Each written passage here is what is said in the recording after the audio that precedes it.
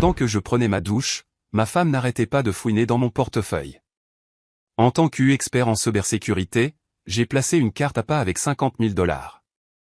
Le lendemain, j'ai vu 49 700 $ de dépenses en sacs de créateurs et billets pour Londres.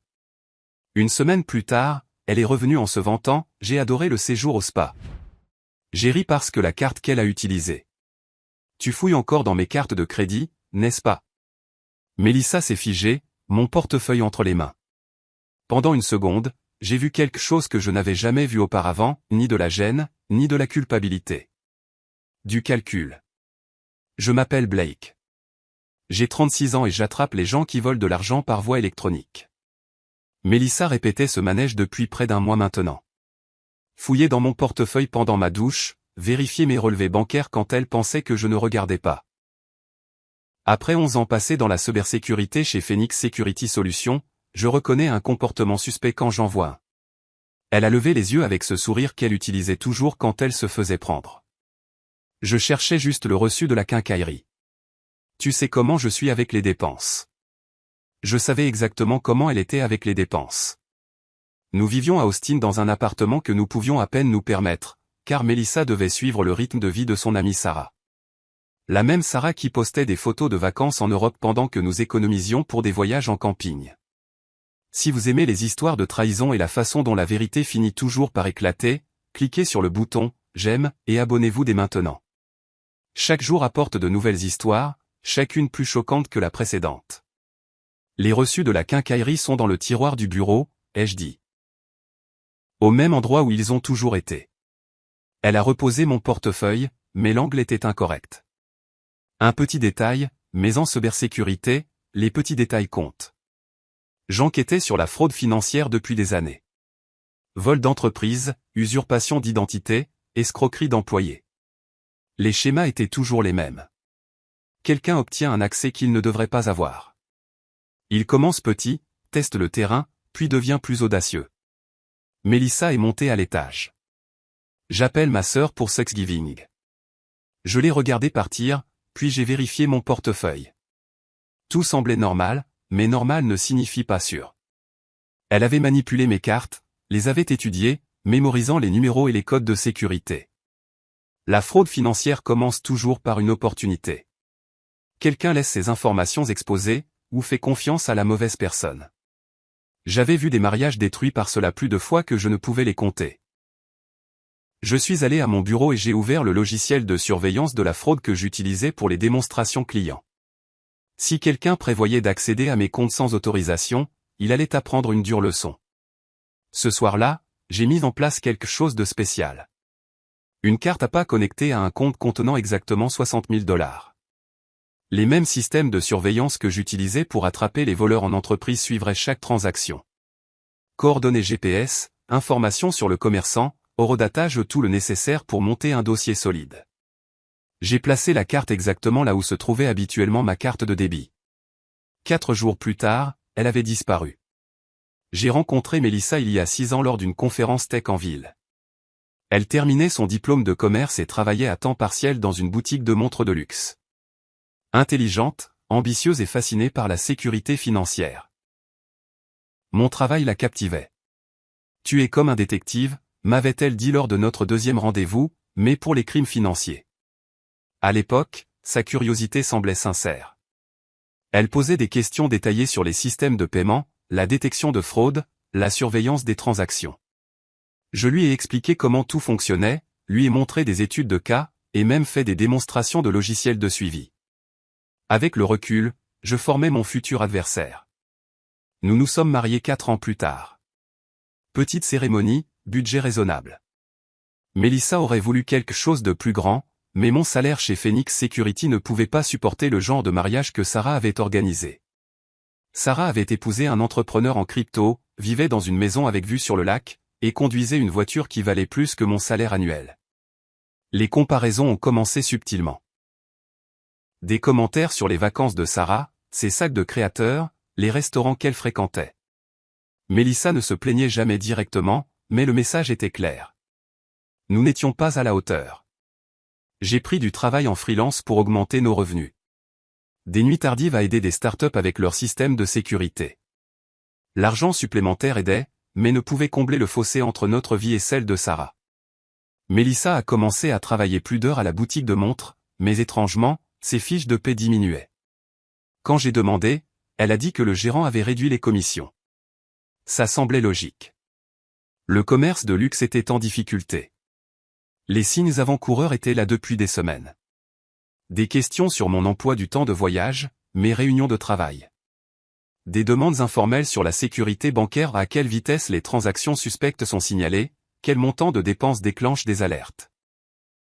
Elle présentait cela comme de l'intérêt pour mon expertise. Mais j'ai reconnu une reconnaissance. Il y a un mois, elle avait commencé à fouiller dans mon portefeuille. Toujours quand j'étais distrait, toujours avec des excuses raisonnables. Cherchant des reçus qui étaient toujours ailleurs. Cherchant des cartes de visite que je n'avais jamais. J'aurais dû la confronter à ce moment-là. Mais une partie de moi avait besoin de savoir jusqu'où elle irait. Dans mon métier, les suppositions vous font virer. Les preuves obtiennent des condamnations.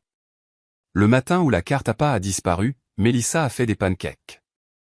Routine normale, conversation normale. Elle a mentionné qu'elle allait peut-être déjeuner avec Sarah.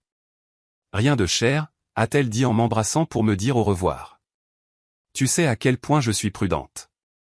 Je l'ai regardé s'éloigner en voiture, puis j'ai vérifié le système de surveillance. La carte était active. La première alerte est arrivée à 10h47. Une seule transaction, 800 $, boutique de luxe en ville. J'étais en réunion avec un client quand mon téléphone a vibré. Protocole standard, tout achat de plus de 5 cents $ déclenche des alertes.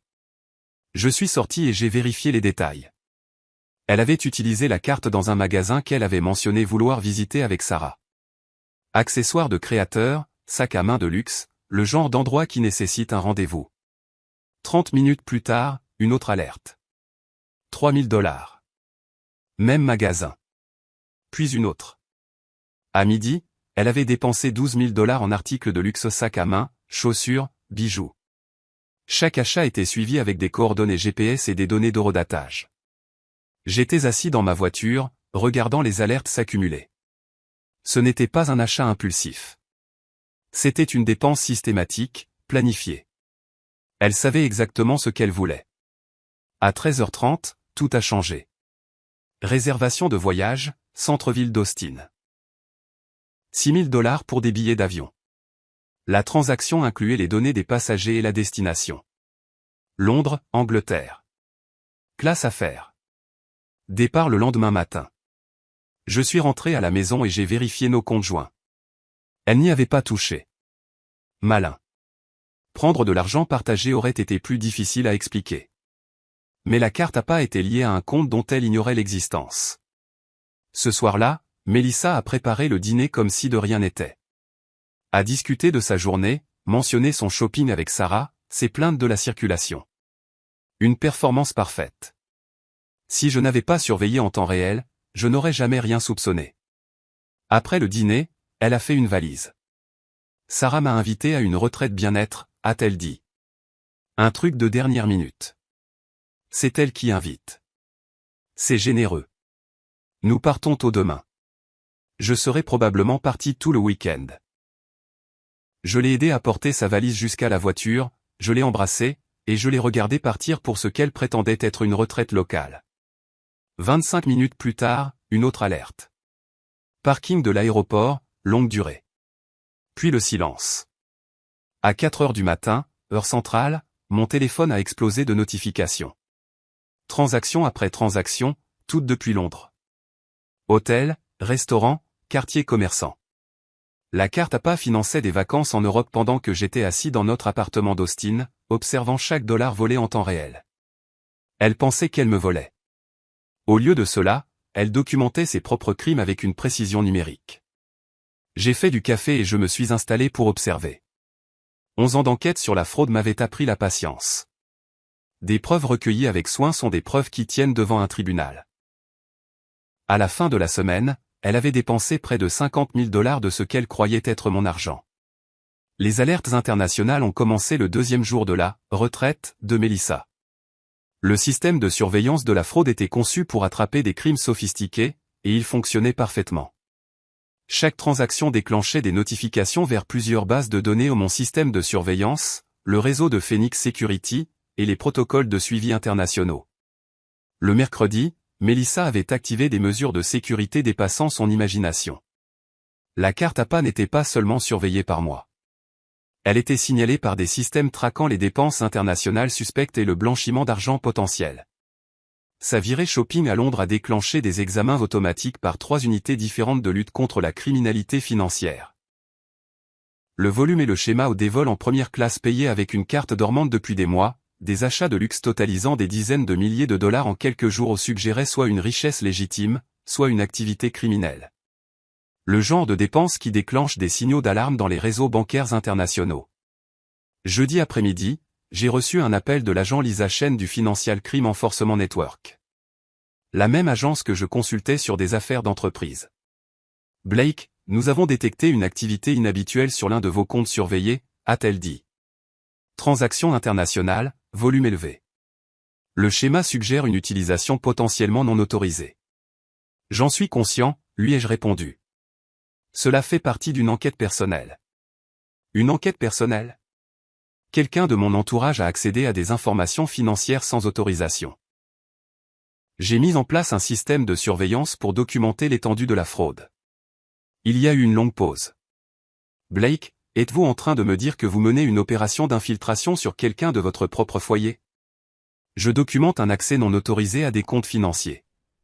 Le sujet croit qu'il accède à des fonds sans être détecté. Il a tort. L'agent Chen est resté silencieux un instant. De combien d'argent parlons-nous? Environ 47 000 $ jusqu'à présent. Tout est suivi, tout est documenté, et tout est lié à des comptes auxquels le sujet n'a jamais été autorisé à accéder. Blake, comprenez-vous dans quoi vous vous êtes retrouvé? Ce n'est plus seulement une fraude personnelle. Les transactions internationales de plus de 50 000 $ déclenchent des enquêtes automatiques pour blanchiment d'argent. Les douanes britanniques ont été alertées. L'immigration a signalé son passeport pour un contrôle renforcé à son retour. Je me suis assis à mon bureau et j'ai sorti les journaux de transaction. L'aventure européenne de Melissa était passée d'un simple vol à une enquête internationale sur la criminalité financière. Son utilisation non autorisée de la carte APA avait créé une piste numérique qui s'étendait sur plusieurs pays et impliquait de nombreuses agences de maintien de l'ordre. Que se passera-t-il quand elle essaiera de rentrer? Ai-je demandé. Contrôle douanier renforcé. Question financière détaillée. Si elle ne peut pas prouver l'origine légitime des fonds pour ses achats, les choses se compliqueront rapidement. Mais ce que l'agent Chen m'a dit ensuite a changé tout ce que je pensais comprendre de la trahison de Melissa. Blake, nous suivons les transactions de votre femme sur plusieurs réseaux, a-t-elle dit. Ce n'est pas la première fois qu'elle utilise des informations financières volées pour des voyages internationaux. Mon estomac s'est noué. Que voulez-vous dire? Nous avons trouvé des enregistrements de schémas de dépenses similaires remontant à 14 mois. Des cartes différentes, des comptes différents, mais le même comportement caractéristique. Voyage de luxe, shopping haut de gamme, hébergement en première classe. Je me suis assis lourdement sur ma chaise de cuisine. C'est impossible. Elle n'a jamais voyagé à l'étranger sans moi. D'après nos dossiers, elle a fait 3 voyages précédents en Europe en utilisant des informations financières qui n'étaient pas enregistrées à son nom. Paris, Barcelone et Amsterdam. Toujours des vols en première classe, toujours des hébergements de luxe, toujours financés par des comptes auxquels elle n'aurait pas dû avoir accès. J'avais l'impression que la pièce tournait. Les comptes de qui? Nous enquêtons toujours, mais les preuves préliminaires suggèrent qu'elle a accédé à des informations financières de plusieurs sources. Des cartes de crédit appartenant à son employeur, à d'anciens colocataires, même à des membres de sa famille. Ce soir-là, Melissa a appelé de Londres. Le bruit de fond suggérait un restaurant cher. Blake, chérie, je passe un moment incroyable, a-t-elle dit. Sarah connaît tous les endroits parfaits ici. On a fait du shopping, dîné dans des restaurants incroyables. J'ai marqué une pause. Elle venait d'admettre être à Londres alors qu'elle était censée être à une retraite locale. Londres, ai-je demandé prudemment. Silence. Puis un rire forcé. Ai-je dit Londres? Je voulais dire, la retraite à ce thème européen. Musique classique, personnelle avec des accents. C'est comme être à Londres sans quitter le Texas. Ça a l'air sophistiqué. Tu sais comment sont ces endroits haut de gamme. Tout est à thème maintenant. Oh, j'ai trouvé cette boutique incroyable dans la boutique de cadeaux. Je t'ai pris quelque chose de spécial. Après qu'elle a raccroché, j'ai vérifié les journaux. 3 autres achats ce soir-là. $2000 dans un restaurant, $1500 dans une cave à vin, $4000 dans ce qui semblait être une bijouterie sur Bond Street. Vendredi matin, l'agent Chen a rappelé. Blake, nous devons parler en personne. La portée internationale de cette affaire a dépassé la simple fraude personnelle. Pouvez-vous venir cet après-midi? Je me suis rendu au bâtiment fédéral du centre-ville d'Austin et j'ai rencontré l'agent Chen dans une salle de conférence remplie de documents, d'imprimés de transactions et d'écrans d'ordinateur affichant des données de suivi financier. Le schéma de dépenses de votre femme a déclenché des enquêtes dans 3 pays, a-t-elle dit. Le Royaume-Uni, la France et les États-Unis. Le volume des transactions, l'accent mis sur le luxe, les voyages internationaux soudain, tout cela suggère un potentiel blanchiment d'argent ou une criminalité financière organisée. Ce n'est pas du crime organisé. C'est une trahison personnelle. Je comprends cela. Mais les preuves ne se soucient pas de la motivation. Ce qui compte, c'est le schéma de comportement et la piste qu'elle a créée. Blake, est-ce que tout va bien? A-t-elle demandé. J'ai dû poser des questions sur les voyages de Melissa. Les retraites, les virées shopping. À combien d'entre eux avez-vous réellement participé ensemble? Longue pause. Blake, je n'ai pas fait de voyage avec Melissa depuis plus d'1 an. Nous avons pris un café le mois dernier, c'est tout. Pourquoi? Les pièces du puzzle se sont assemblées. Melissa avait utilisé Sarah comme couverture. Chaque retraite avec Sarah avait été une virée criminelle en solo financée par de l'argent volé. L'agent Chen a rappelé cet après-midi-là avec plus de détails. Nous avons identifié au moins 6 comptes différents auxquels elle a accédé sans autorisation, a-t-elle dit. La carte de crédit d'entreprise de son employeur, les comptes personnels de sa sœur, des cartes de crédit appartenant à d'anciens collègues. Le schéma suggère qu'elle a systématiquement recueilli des informations financières et les a utilisées pour financer un style de vie luxueux. Comment a-t-elle eu accès à tous ces comptes? Nous enquêtons toujours, mais il semble qu'elle ait photographié des cartes, mémorisé des numéros, et même utilisé sa position à la boutique de montres pour accéder aux informations de paiement des clients. La boutique de montres. Une position parfaite pour recueillir des informations financières de clients fortunés. Ce soir-là, j'ai fouillé les affaires de Melissa. Caché dans sa boîte à bijoux, j'ai trouvé un carnet rempli de numéros de cartes de crédit, de dates d'expiration, de codes de sécurité. Des noms que je ne reconnaissais pas. Des informations de compte pour des cartes qui n'étaient pas les siennes. En bas, une liste de villes européennes avec des dates et des montants, un registre criminel documentant des années de vol. Mon téléphone a sonné. Melissa, appelant de Londres. Blake, je rentre demain soir. J'ai hâte de te voir. J'ai hâte de te voir aussi, ai-je dit. Ce que je ne lui ai pas dit, c'est que des agents fédéraux l'attendraient. Dimanche matin, l'agent Chen a appelé avec les derniers détails de coordination. Le vol de Melissa devait atterrir à Austin-Bergstrom à 19h30. Les douanes et la protection des frontières avaient été informés de l'enquête. Les agents de l'immigration étaient préparés pour des procédures de contrôle renforcées. Quand elle atterrira, elle passera d'abord par le contrôle normal des passeports, a expliqué l'agent Chen. Ensuite, elle sera dirigée vers l'inspection secondaire pour un contrôle douanier de routine. C'est à ce moment-là que nous commencerons à l'interroger sur l'origine des fonds pour ses achats.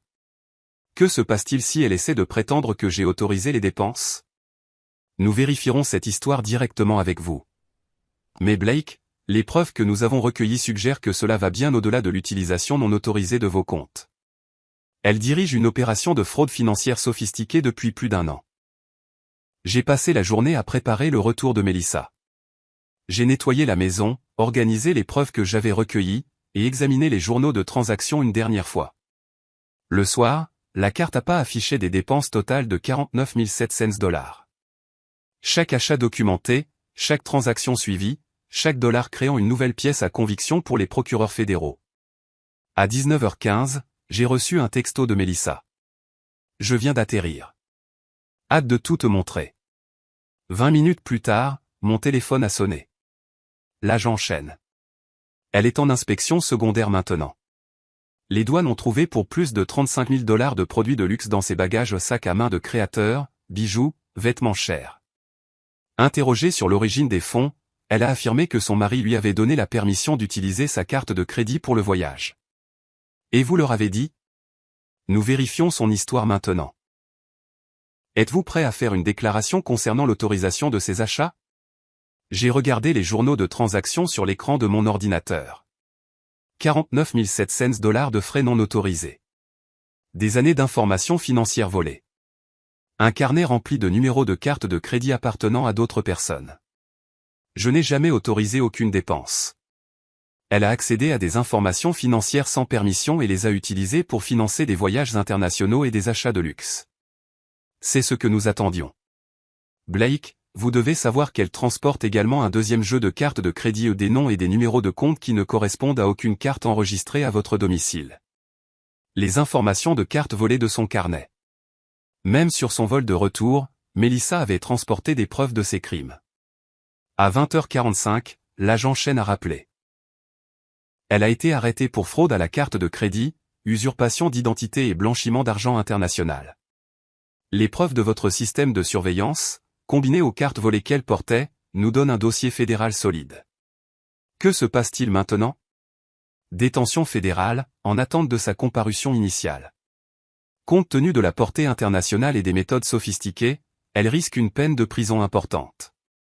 À 21h30, j'ai reçu un appel d'un numéro que je ne reconnaissais pas. Blake, c'est Melissa. J'ai droit à un appel. Il y a eu un terrible malentendu. Peux-tu venir à l'aéroport et régler ça? Quel genre de malentendu? Ils pensent que j'ai volé de l'argent pour le voyage. Je leur ai dit que tu m'avais donné la permission d'utiliser ta carte.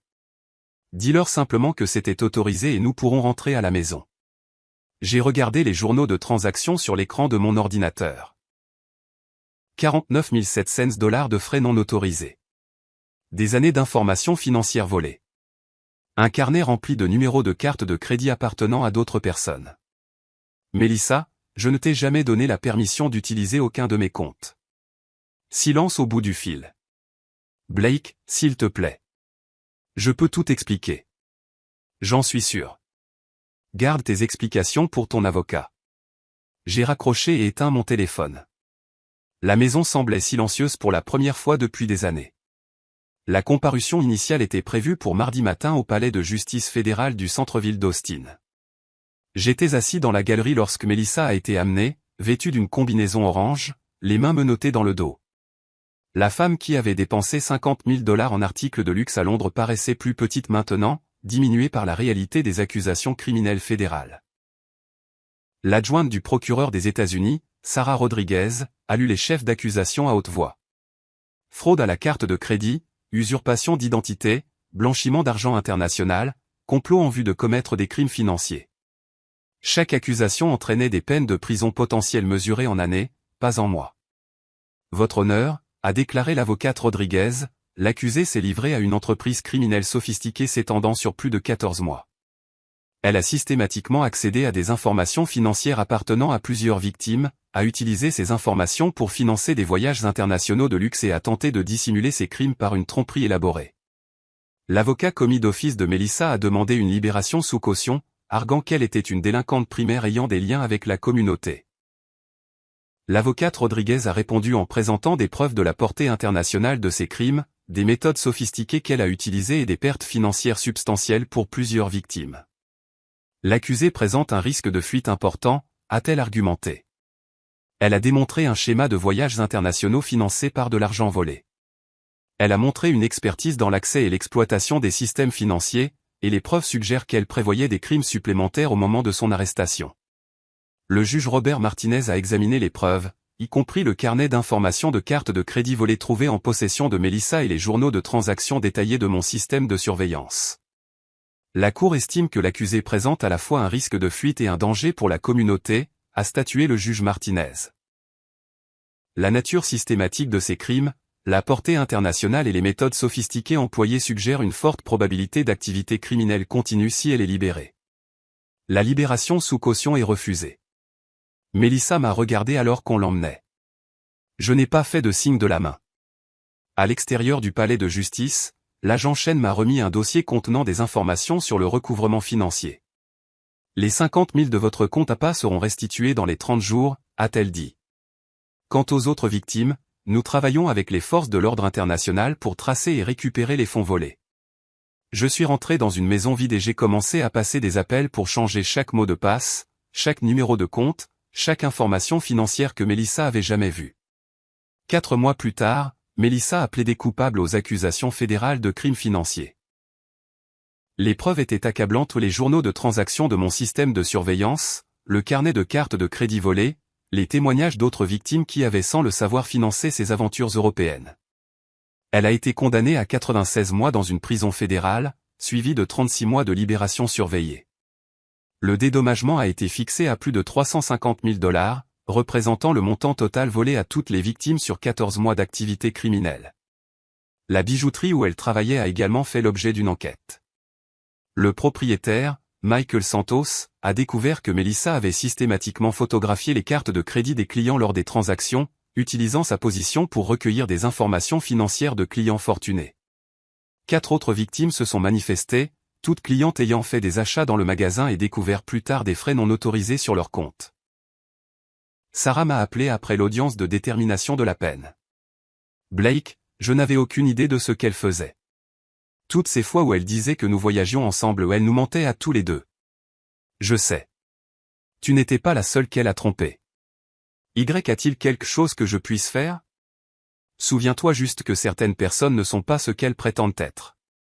J'ai déménagé de la maison d'Austin 8 mois plus tard.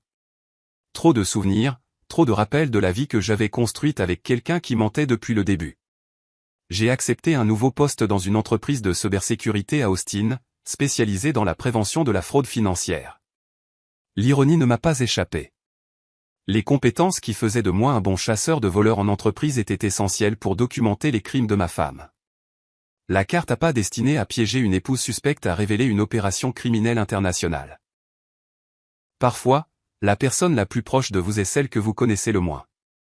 6 ans ensemble et j'avais vécu avec une étrangère qui me voyait simplement comme une autre source d'argent. Mais sa cupidité est devenue sa chute. Elle est devenue si à l'aise avec le crime qu'elle a commis une erreur fatale où elle a essayé de voler quelqu'un qui attrape les voleurs pour gagner sa vie. L'expert en cybersécurité est devenu la victime, mais plus important encore, il est devenu celui qui a traduit la criminelle en justice. Si vous avez aimé cette histoire de trahison et comment l'expertise peut révéler la vérité, veuillez aimer cette vidéo et me faire part de vos réflexions dans les commentaires. Si vous n'êtes pas encore abonné, cliquez sur le bouton d'abonnement et la cloche de notification pour plus d'histoires comme celle-ci. Merci d'avoir regardé, à la prochaine fois.